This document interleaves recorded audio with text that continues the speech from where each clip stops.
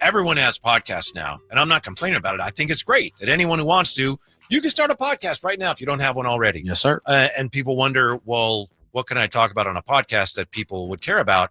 And my advice is start a 49er podcast. You've said it before. Because people love to hear about the 49ers. There are a lot of podcasts out there. Some are really good. Some are not, but that's okay. Maybe they'll get better. Well, our next guest, he's the best of all the 49er podcastinalities, right? There's a lot of podcastinalities and personalities on the podcast. Yes. Say that again, podcastinalities. The premier 49er podcastinality. I like that. No question. He runs the gold standard 49ers podcast network. Rob Stats Guerrera with us. How are you today, Rob? Oh, that's quite the introduction. Thank you. Yeah. Is that the first time you've been called a podcastinality? Definitely, without question, but I like it. I have a question for you about all, the Brock Purdy conversation, and people have this ongoing debate about Purdy, how good he is, and how do they pay him this money. So my question is, Rob, why are people so stupid when it comes to football? I don't know. I think that if Brock Purdy was a first-round draft pick, nobody would have any problem. It wouldn't even be a question whether he was going to get a contract and what he should be paid. Uh-huh. Nobody would care. Yeah. But because he was the last pick in the draft, they can't get it out of their head, right? He can't be this good. He just can't be. They don't want to accept the reality of the situation. But the reality of the situation is he's a very good quarterback, and he deserves this money. And maybe he had a little bit of a down year last year, but he's not the first quarterback to see his performance suffer when the team around him also falls apart. Mm-hmm. So I don't get why people don't want to let it go, but it's been a while since he was drafted. You gotta just come to grips with that, man. It has. Yeah, it's definitely something that people are, for whatever reason, Stats, it's just people cannot admit that he is a good quarterback, I guess, because he is dead last, and it just kills the pundits, the national media, for the situation. I've seen you talk about it as far as where it's landed, money-wise, year-wise, respectability-wise. What's the overall take on Purdy's deal? I think it was a good deal for both sides, right? I think that Brock Purdy did not want to squeeze every dollar that he could have squeezed out of the 49ers, because I think he definitely could have gotten more. He didn't want to do that, and the 49ers were more than happy to say, great, you don't want to reset the market? That's fantastic, because neither do we. So instead, they get him for $53 million a year. It's right around seventh when you look at average per year among all quarterbacks. And he's certainly in a group of people that he absolutely has an argument that he should be paid more than. But everybody was happy to do this deal. It wasn't about where Brock Purdy falls on the list of quarterbacks. It was about getting him money that he was comfortable with, and the 49ers are more than happy to have their quarterback locked up now for the next 5 years. Mm-hmm. And Stats, how about the Fred Warner news today? Another great signing by the 49ers. They are rewarding their leaders. You think of the leaders of this team, you think of the quarterback, obviously. You think of George Kittle, who got a new contract earlier this offseason. And you think of Fred Warner, who just got paid, and he's now, once again, the highest paid middle linebacker in all of football. Smart moves by the 49ers. They've had their issues getting new contracts with people. We remember the Debo situation dragging out, the Brandon Ayuk situation, the Trent Williams situation twice. The Nick Bosa situation where he signed 2 days before the regular season began. This wasn't that. The 49ers, whether it was their own doing or whether they got lucky with the players not wanting to push it, but they got these deals done, and now it's all about football for the Niners. Stats, one of the things, and we don't talk about kickers here on this show, but one of the other questions. We spent 10 minutes on it earlier, Jay, but I'm with you. That was your fault then, Whitey. It was. One of the conversations coming into this season is someone next to Fred Warner, and we know, his co-part has moved on, and hopefully he will be healthy and be able to play, but who is the next in line? I believe the 49ers wanted to be D winners. Seems like D hasn't been able to stay healthy himself. Who do you think sits next to Fred? Yeah, that's the problem, is that everybody kind of thought like, it'll be D winners now. But Kyle Shanahan and John Lynch were both asked about that. And both of them said, well, we'll see. We're going to draft some people. Like, they're telling you they're not really all in on the D winners situation, and he has got to get his body to a place where he can finish games. I mean, I can hardly remember a series that D. Winters played in that he didn't leave the field because he was hurt for part of it. Like, you can't have that if you're the 49ers. That's part of the reason they drafted Nick Martin.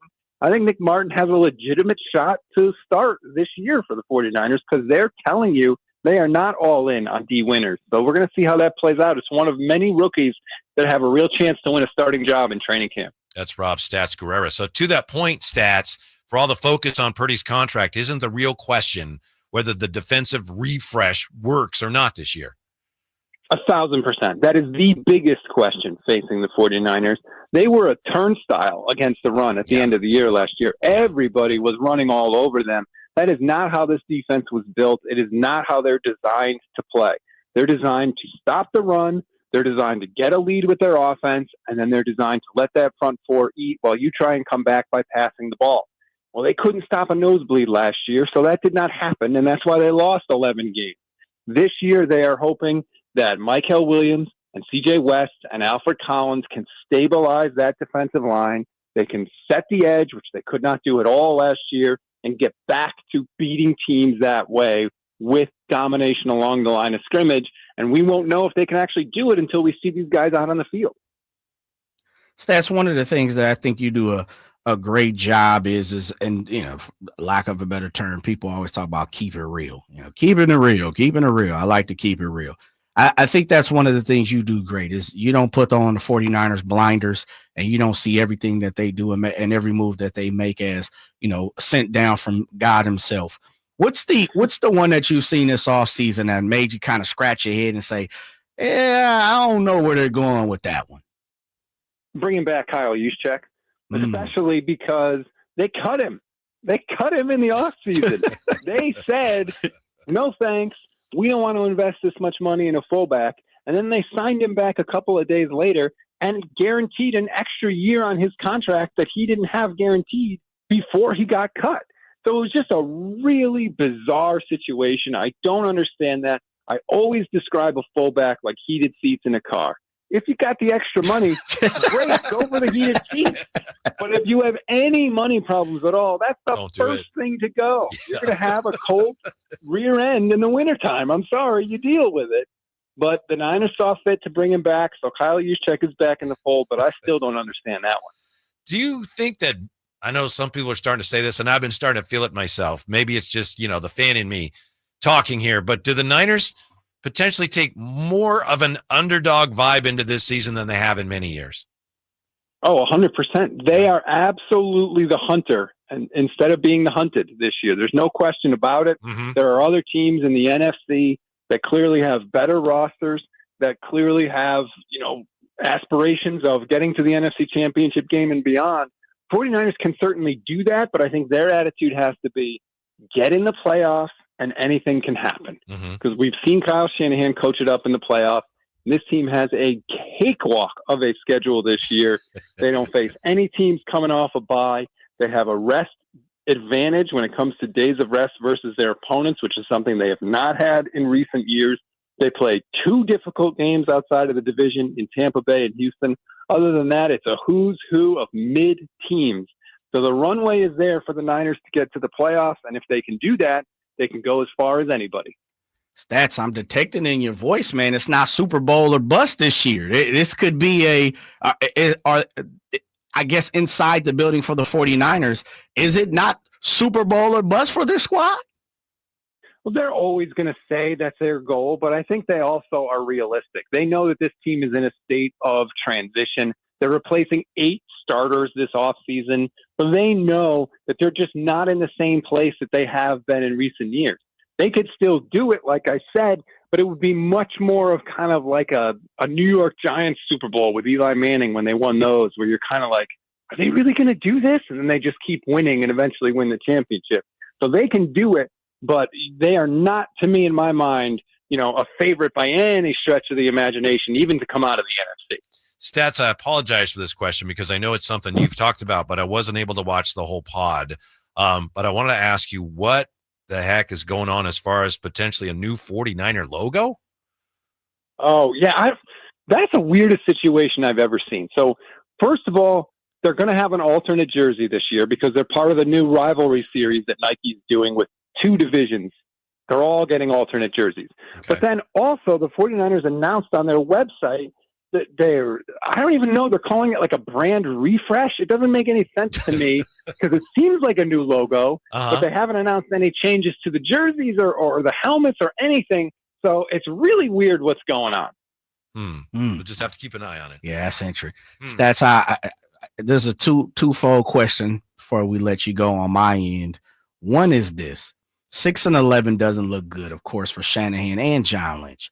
You're telling me that as much as they're going to tell me a Super Bowl or bust, there's a transition maybe that's happening here or is happening for the 49ers. Any form or fashion. Let's just say this team goes 8-9, 9-8. They don't make it to the playoffs. Any form or fashion, Kyle Shanahan begins to feel some heat. Oh, absolutely. And he absolutely should. That would be, 5 losing seasons for Kyle Shanahan in 9 years. And I know that the non-losing seasons are really good, obviously, with the NFC Championship games and the Super Bowl appearances.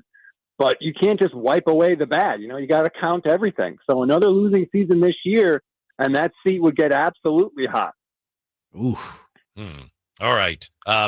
Listen, if you're a 49er fan, you probably already know this. But if by chance you don't, you got to check out the Gold Standard 49ers Podcast Network and Rob Stats Guerrera. Rob, thank you so much for your time. We look forward to talking to you again here soon, hopefully, as the new season gets closer and closer and closer. Pretty soon they'll be playing football, Rob. Can you believe it? 16 Sundays away, baby. Bring it on. Nice. Thanks, Stats. We appreciate it. Thanks. He's pretty optimistic, Jay. Yeah, I understand why you asked him whether it's Super Bowl or bust for the 49ers, because he said, you got to get into the playoffs, then we'll see. Dang. But yeah, this is kind of a whole different approach rather than, the 49ers coming in, the monolithic team that should dominate the league. This might be, if they're any good, it's going to be fun. If they're not, of course, that's never fun. Yeah, just don't let Draper hear some of this stuff, because Draper is going to keep us as if we're all high and mighty. Mm-hmm. You got Christian McCaffrey, you got CMC, you got the great Brock Purdy. So he's not going to take anything. Yeah. Maybe I'm going to have to cut that clip, send it to him just so he knows what he's walking into this season. Because if not, Draper's going to hold our feet to the fire as if this is 3 years ago. Yeah. The funniest thing to me about Drapes and his relationship with 49er fans, and I'm exaggerating, but it's like 49er fans are stupid and they're arrogant. Call me up and tell me I'm wrong. They won't call. Well, I wonder why they won't call. I wonder why they don't want to talk to you. They won't talk to you. Yeah. You call.